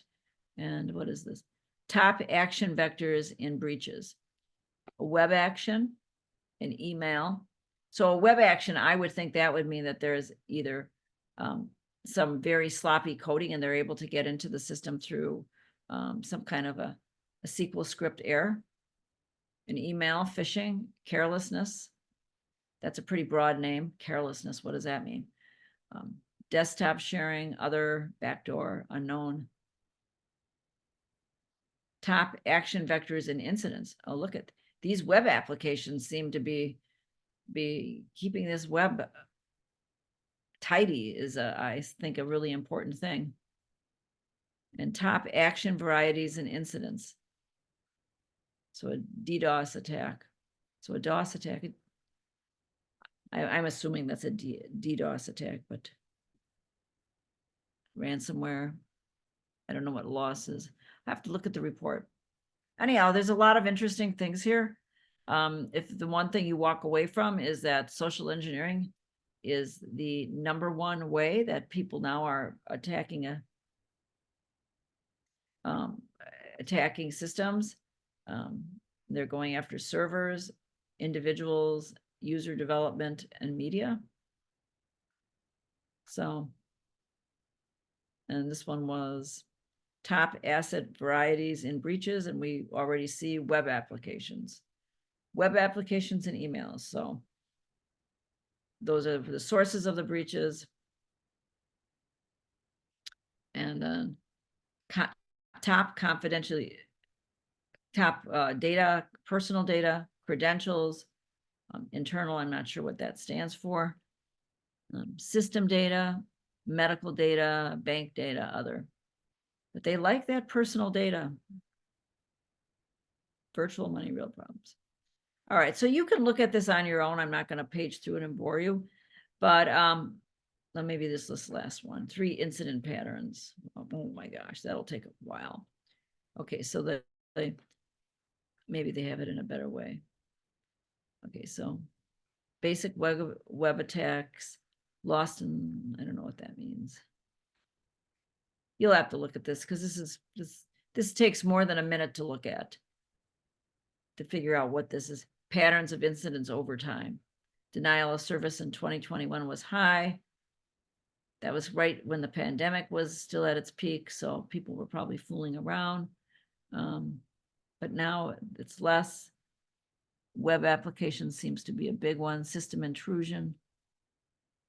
So anyhow, these are things to look at. So if you are in the privacy area, you need to understand, you know, how people are getting into the systems. Not that you're going to fix them, but you are going to just be educated about that. That's up to your systems people.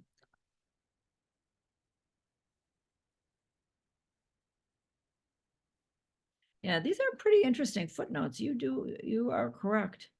It's like they were trying to add some humor in the middle of them.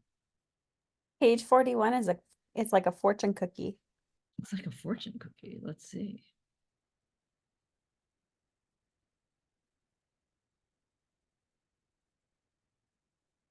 I went too far.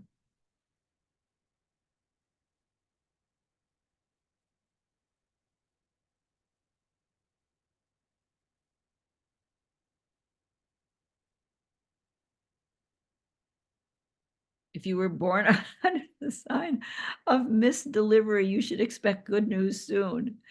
Oh, I just can't believe they put this in this. I wonder if I have a bootleg copy or something.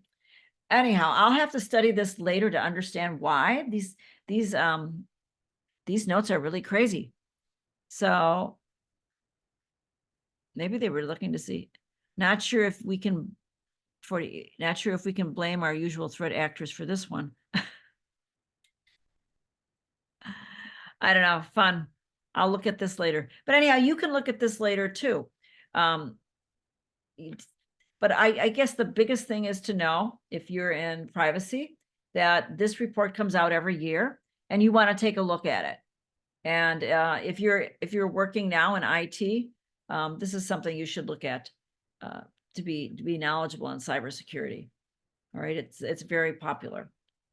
All right, I think now I don't know about you, but I think we're ready just to have Anthony do our chapter review. I was going to do another thing, but I'm feeling spring break is coming, and I'm feeling like you have enough stuff to do, especially you, Jenna, now that you have another thing to do in the next couple hours.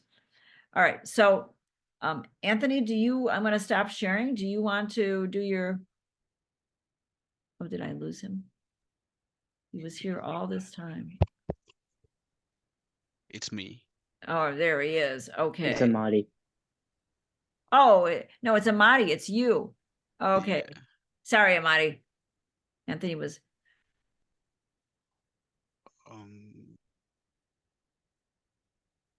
He's ready to go. Wrong screen. It looks pretty good though. Wrong screen. Okay, I'll believe you. It looked like. Yeah, I think. Wait, is that it? It looked like it. Oh, okay. I think you just have to start. Is everyone in? This is my Oh, first yeah, time they doing have to this. see. Okay, so I think you have to see. It's the classic mode. Yes, Yeah, I've suppressed the classic mode on the bottom. Mm. Anna, you're our expert now at this. There we go. Oh, should I play? I'll play this.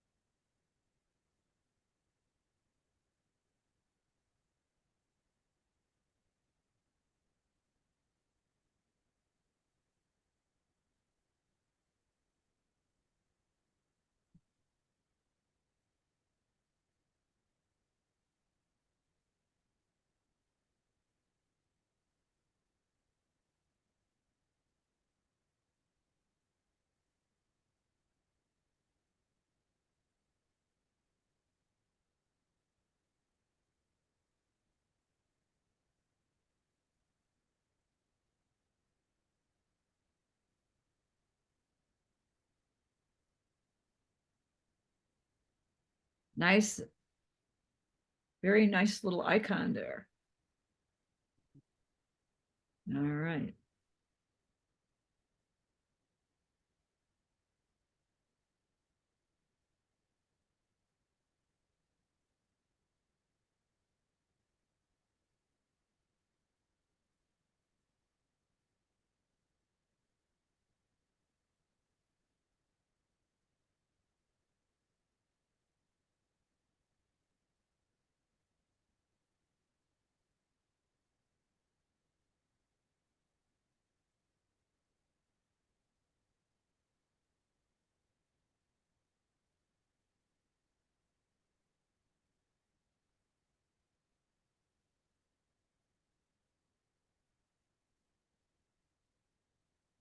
You guys are doing great.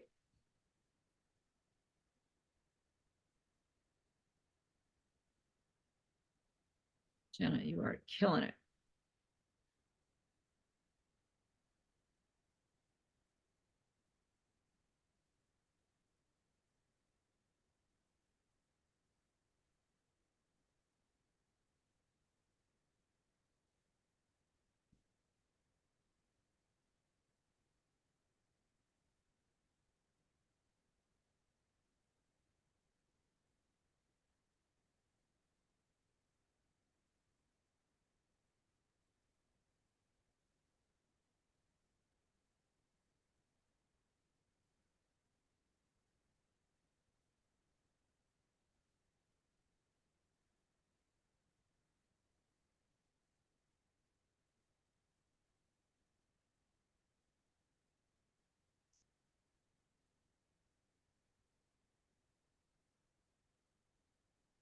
Oh, very good.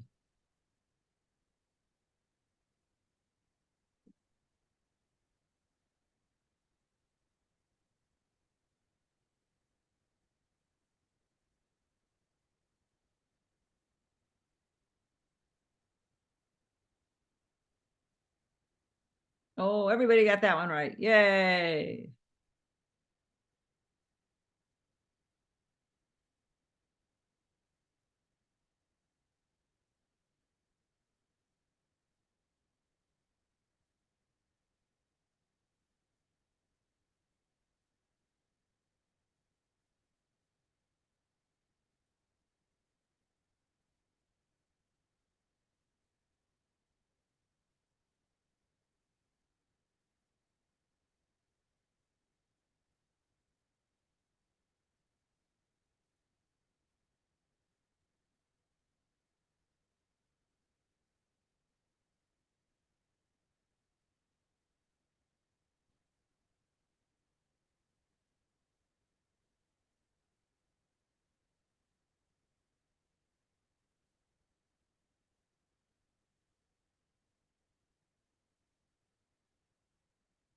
Yay.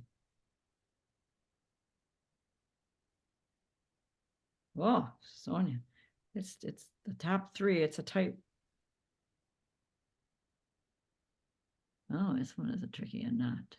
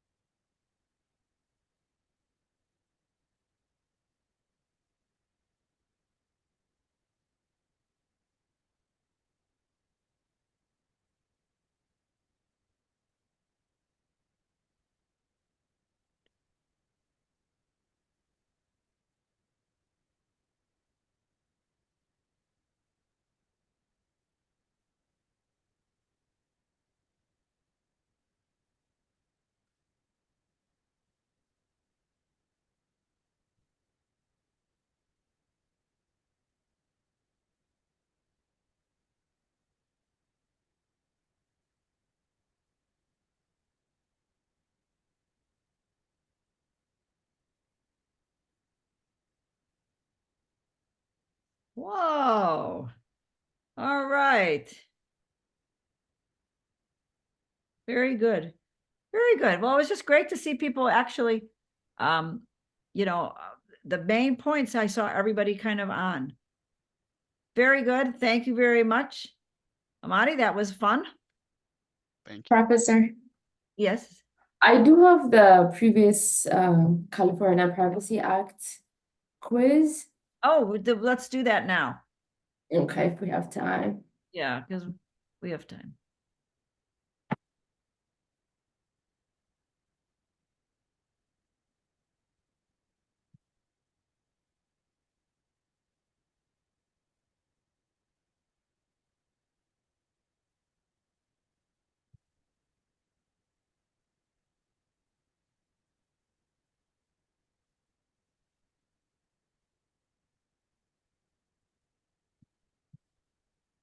Okay, I'm gonna start it.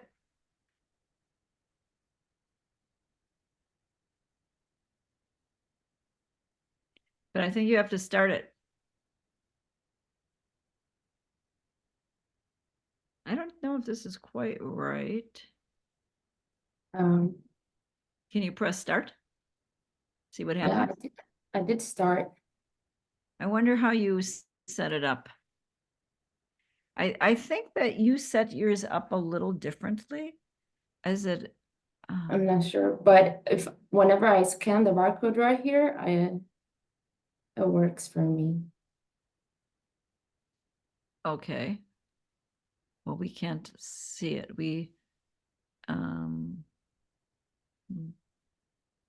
Maybe go to your home. Could you go to your home? Yeah.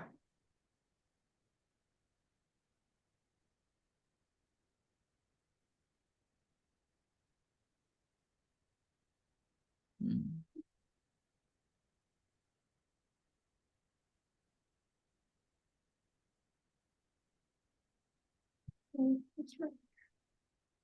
Doesn't look like it wants to go.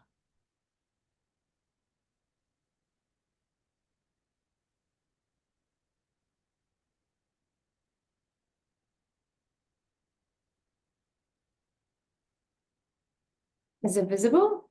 Nope.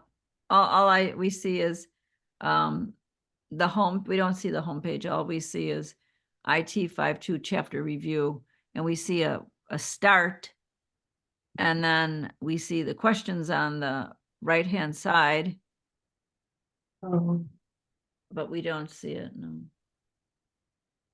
Hmm.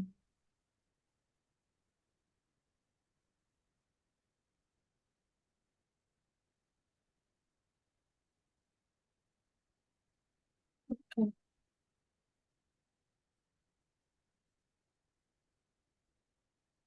What happens when you do a start?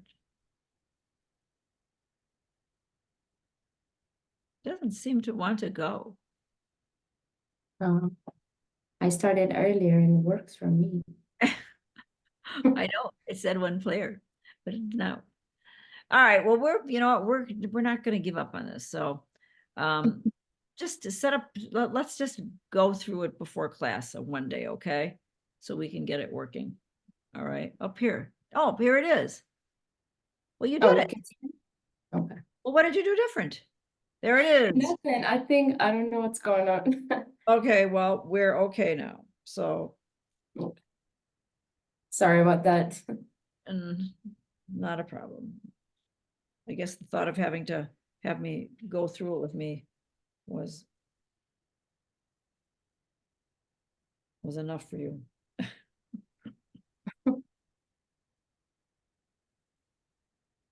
I have a flower theme going on today. Mhm.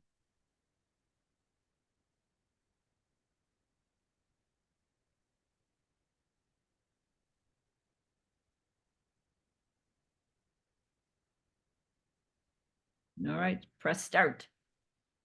Everybody's in. You're ready to.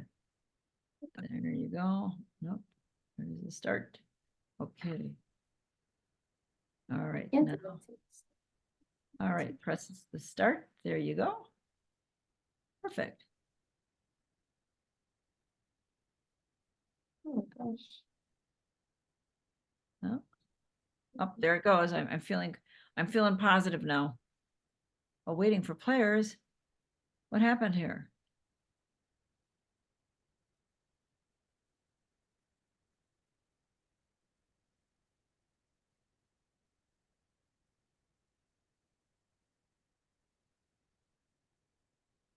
Is this a different PIN number?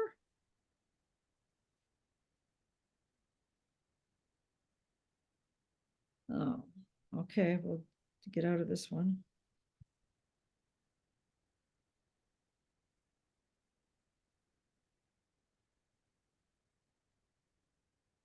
Try it one more time.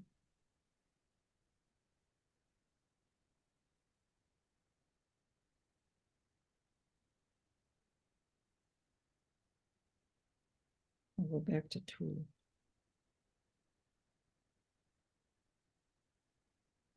Okay, feeling good. Press start before something happens. Okay. Before we lose it.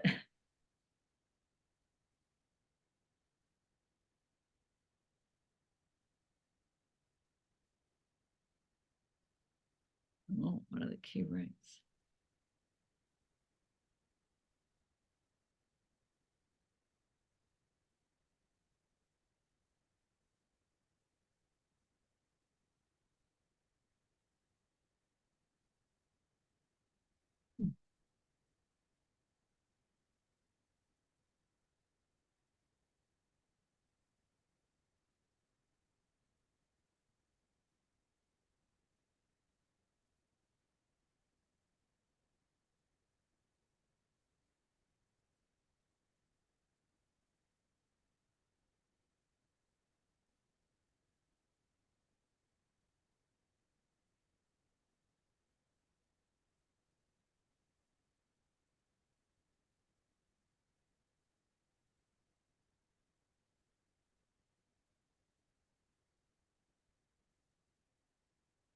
That was a tricky one.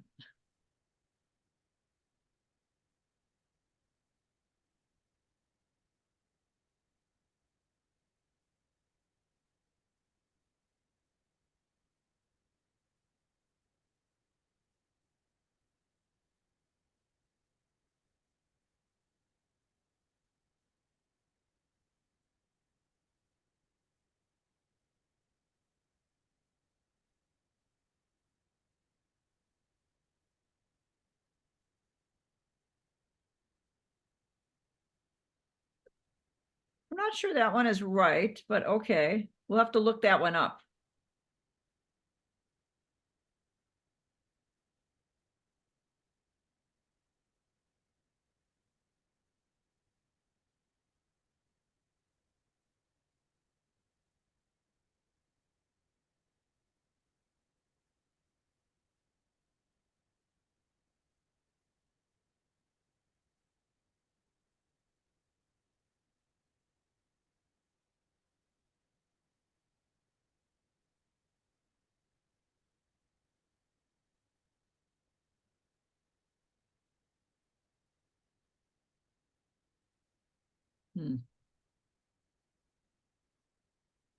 The guess.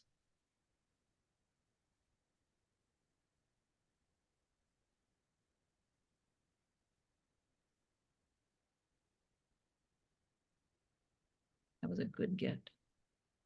All right.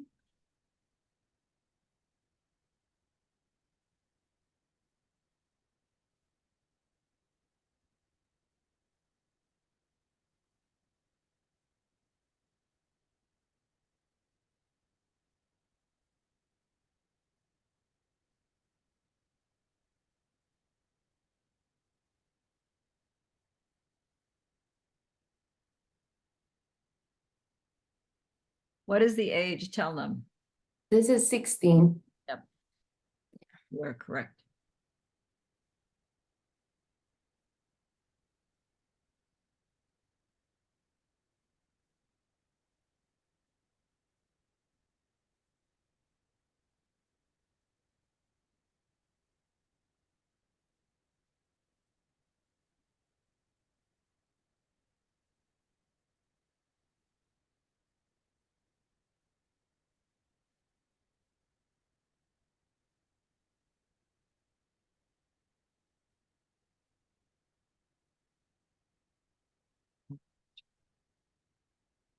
Yep.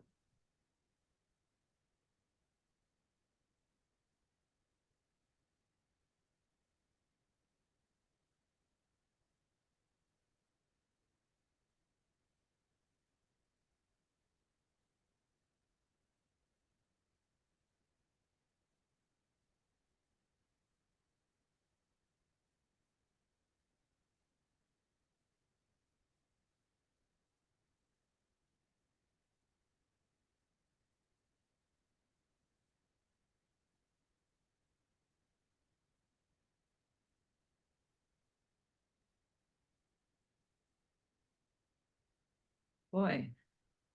Io, you're running away with it. Oh.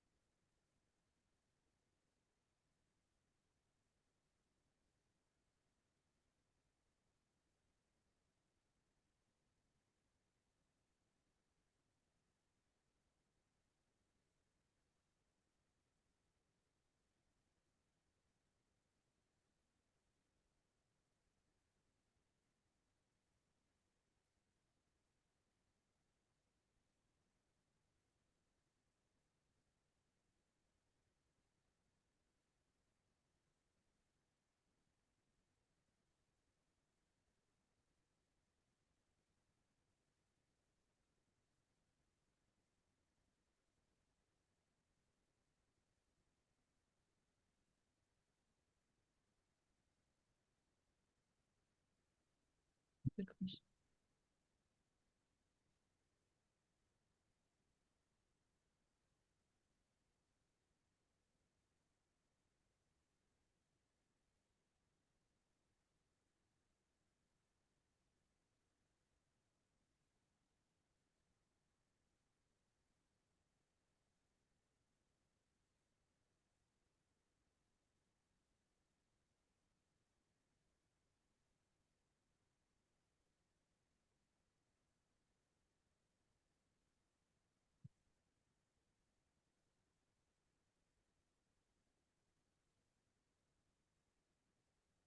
Very good.